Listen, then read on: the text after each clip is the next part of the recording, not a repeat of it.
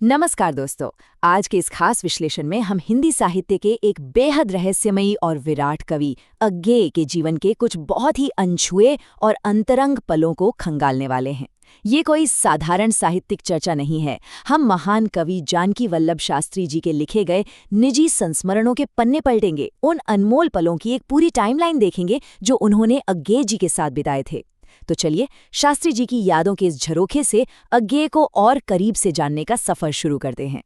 Screen पर दिख रहे इस कोट को देखिए, एक अजब सा नाम जो सांप की आंख की तरह अपनी ओर खींचता है।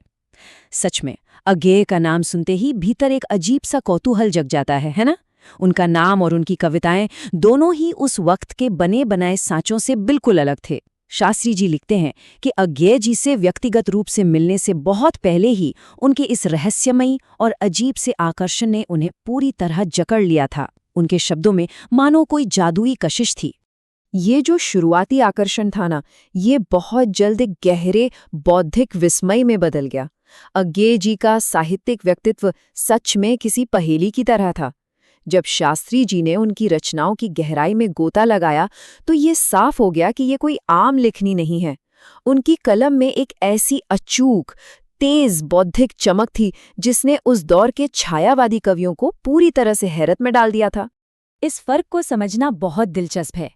एक तरफ हमारी पारंपरिक हिंदी कविताएं थीं, बिल्कुल कालिदास की शैली वाली, जो भावनाओं से लबरेज और एकदम प्रवाहमय हुआ करती थीं।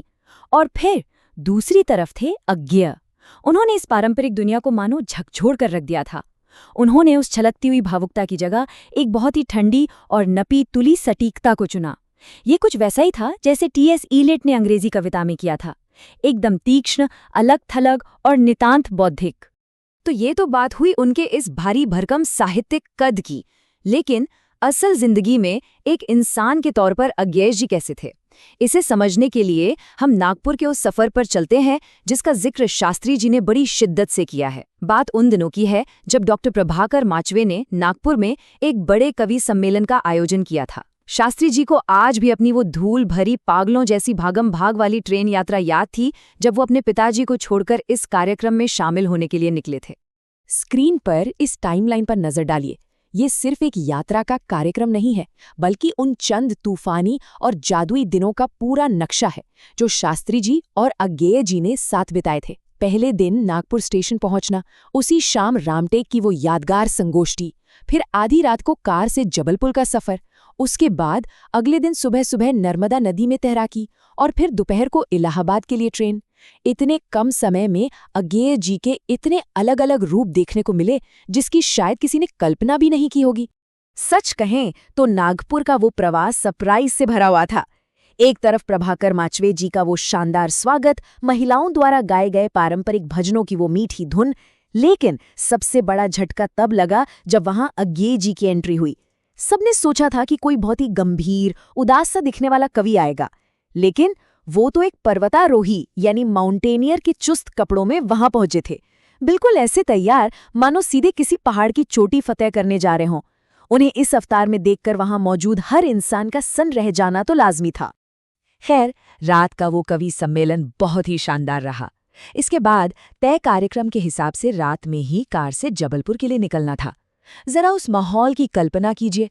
आधी रात का वक्त, ओस से भीगा हुआ एकदम घना जंगल और चारों तरफ पसरा हुआ सन्नाटा। बस एक चमचमाती कार उस सुनसान रास्ते से गुजर रही थी। कार के अंदर अज्ञेय जी बिल्कुल शांत और गंभीर मुद्रा में बैठे हुए थे।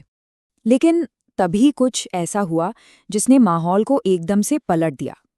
अज्ञेय जी ने अचानक ड्राइवर को कार रोकने का इशारा किया। अब यहाँ एक बड़ा सवाल उठता है। आधी रात को एक घने और सुनसान जंगल के बीच, जहां सिर्फ झींगरों की आवाजें आ रही हों, वहां भला कोई इतना महान और गंभीर कवि अपनी कार क्यों रुकवाएगा? उस खामोश और कोहरे से भरी रात में किसी के भी मन में एक घबराहट सी पैदा हो जाना बिल्कुल स्वाभाविक था। इसका जो जवाब था वो सच में मुस्कुराने पर मजबूर कर देता है। खिड़की से बाहर देखकर अज्ञेय जी उत्साह से बोले, टेस्सू। और फिर उन्होंने कहा, मैं पेड़ पर चढ़ता हूँ, टहनियाँ और डालियाँ तोड़ तोड़ कर गिराऊंगा, आप लोग उन्हें लपक लेना ताकि फूल जमीन पर गिरकर बिखर न जाएं। जरा इस अद्भुत नज़ारे को सोचिए।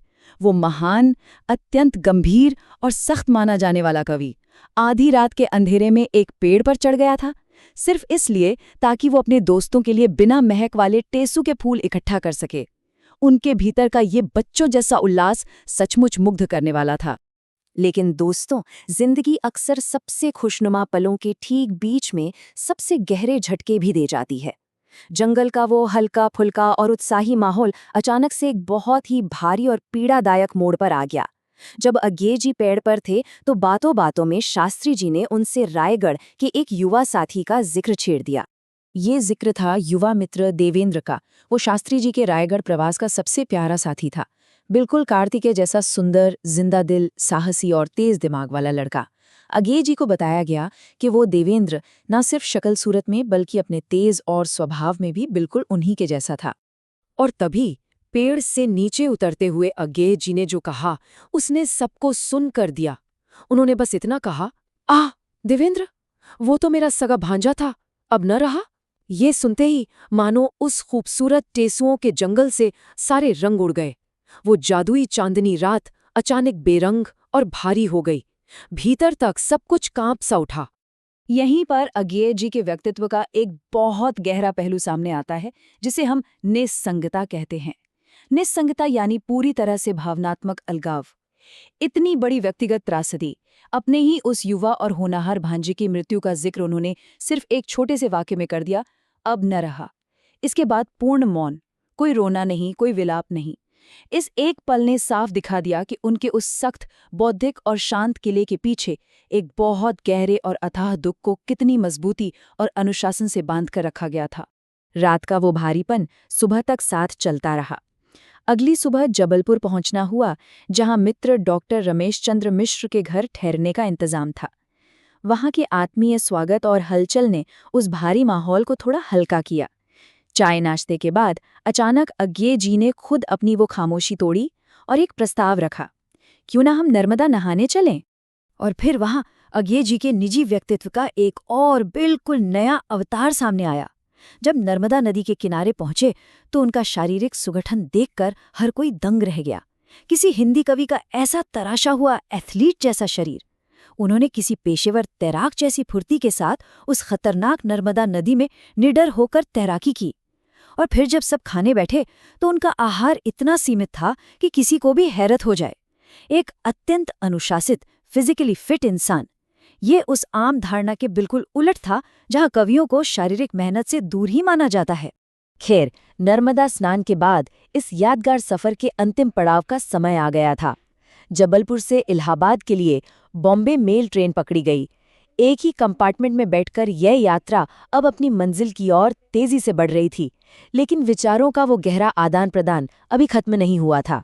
ट्रेन के उस सफर में एक बहुत ही रोचक साहित्यिक बहस छिड़ गई। बातों ही बातों में अज्ञे जी के शुरुआती निबंध त्रिशंकु का जिक्र आ गया। शास्त्री जी ने बहुत बेझिझक होकर उनसे कहा कि उस निबंध में D.H. लॉरेंस का तो बहुत गहरा प्रभाव दिखता है, लेकिन रविंद्रनाथ टैगोर का कहीं नाम तक नहीं है, जबकि विचार काफी मिलते जुलते हैं। एक पल को लगा कि शायद इतने बड़े लेखक को ये सीधी आलोचना बुरी लग जाए, लेकिन ऐसा बिल्कुल नहीं हुआ। अज्ञे जी की मध्यम आवाज और भी नरम हो गई। उन्होंने बिना किसी बौद्धिक अहंकार के इस बात को बहुत ही सहजता और एक हल्की मुस्कान के साथ सुना। साहित्यिक चर्चाओं में डूबे डूबे कब इलाहाबाद स्टेशन आ गया पता ही नहीं चला। अज्ञे जी को वहां से दिल्ली के लिए ट्रेन बदलनी थी। उन्होंने शास्त्री जी को अपनी बर्थ पर बैठे रहने को कहा और खुद तेजी से स्टेशन की उस भारी भीड़ में गायब हो गए। कुछ देर बाद जब वो लौटे तो उनके चेहरे पर एक हल्की मुस्कान थी और उन्होंने हाथ में एक टिकट थमा दिया, पटना का सीधा टिकट। बिना कहे बिना मांगे की गई ये असीम उदारता इस छोटे से कृत्य ने साबित कर दिया कि उस शांत और गंभीर चेहरे के पीछे कितनी गहरी परवाह छिपी हुई थी। ट्रेन अब धीरे धीरे प्लेटफॉर्म से आगे खिसकने लगी थी। अज्ञे जी ने अपना सामान उतारा और हौले हौले चलते हुए संस्कृत में एक बहुत ही प्यारा सा आशीर्वाद दिया, शुभास्ते संतुपंथाना, जिसका अर्थ है आपकी यात्रा मंगलमय हो। उन्होंने मुस्कुराते हुए कहा कि जाने वाले का रास्ता तो आसान है क्योंकि वो सीधा पटना जा रहा है, लेकिन उन्हें अभी अपनी ट्रेन का इंतजार करना होगा। और फिर वो बिल्कुल अकेले उस अजनबी प्लेटफॉर्म पर खड़े रह गए। दोस्तों, शास्त्री जी की स्मृतियों से निकली इस पूरी यात्रा ने हमें सोचने पर मजबूर कर दिया है। अक्सर हम सोचते हैं ना कि महान लेखकों की उस सख्त और भारी भरकम बौद्धिकता के पीछे क्या होता है। वहाँ गहरी मानवीयता और मित्रता के ऐसे ही शांत कृत्य छिपे रहते हैं। अगेज जी सिर्फ एक ठंडे, तार्किक और प्रयोगवादी कवि नहीं थे। वो आधी रात को पेड़ पर चढ़कर टेसू के फूल तोड़ने वाले एक उत्साही दोस्त भी थे। अपने अथाह दुख को खामोशी से पीने वाले एक स्थितप्रज्ञ इंसान थे और बिना जताए अपने साथी की परवाह करने वाले एक बेहतरीन इंसान भी थे। आज के इस विश्लेषण में बस इतना ही। उम्मीद है अगेज जी का ये अनछुआ रूप एक अमिट छाप छोड़ गया होगा।